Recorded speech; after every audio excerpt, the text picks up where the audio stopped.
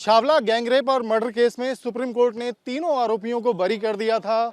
इस बाबत कोर्ट में पुनर्विचार याचिका दाखिल हुई है और आज सुप्रीम कोर्ट के लॉन में दो मां मौजूद हैं। एक पीड़िता जो छावला में गैंगरेप की शिकार हुई, मर्डर जिसका किया गया बेरहमी से, और दूसरी निर्भया की माता जिन्होंने इंसाफ के लिए एक लंबी लड़ाई लड़ी।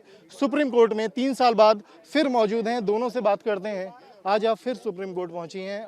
एक बिटिया को और इंसाफ की ज़रूरत है, क्या आपकी मांग है? किस तरह की मुहिम आप शुरू करेंगे? देखिए, हम 3 साल बाद फिर इसी सुप्रीम कोर्ट में आज खड़े हैं क्योंकि एक माँ बाप को इंसाफ नहीं मिला।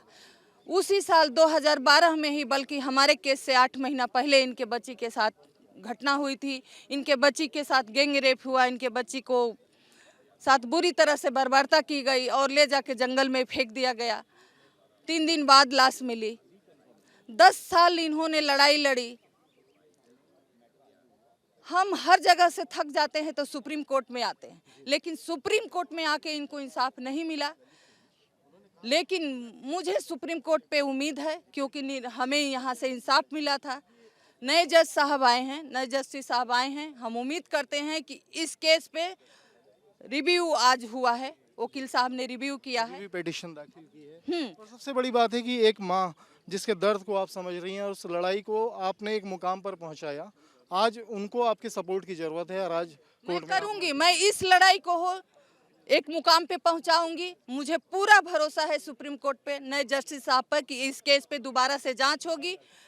जो ये फैसला 7 तारीख को आया है वो फैसला वापस होगा और अनामिका के मम्मी पापा को इंसाफ मिलेगा, अनामिका को इंसाफ मिलेगा, पूरे देश के बच्चियों को इंसाफ मिलेगा। जिस तरह से ये गलत संदेश गया कि नहीं मुजरिम छूट गए, तो उसी तरह से ये दोबारा वापस होगा ये फैसला और एक संदेश जाएगा कि नहीं, कानून है, संविधान है, अगर क्राइम है तो सजा भी है। उम्मीद करते हैं आपका जो संघर्ष है इनके लिए वो कामयाब हो। पीड़िता की माताजी भी हमारे साथ हैं। अनामिका काल्पनिक नाम है और इनसे हमने पहले भी बात की थी जब बरी किया गया था। इनकी आंखों से आंसू नहीं रुक रहे थे। बहुत उम्मीद से सुप्रीम कोर्ट के फैसले का इन्हें इंतजार था, लेकिन जब तीनों आरोपी बरी हो गए तो माताजी अब आपने फिर से पुनर्विचार याचिका दाखिल की है। किस उम्मीद से कि सुप्रीम कोर्ट किन तथ्यों पर गौर करे? यही कि हमें सुप्रीम कोर्ट से न्याय मिल जाएगा दोबारा से।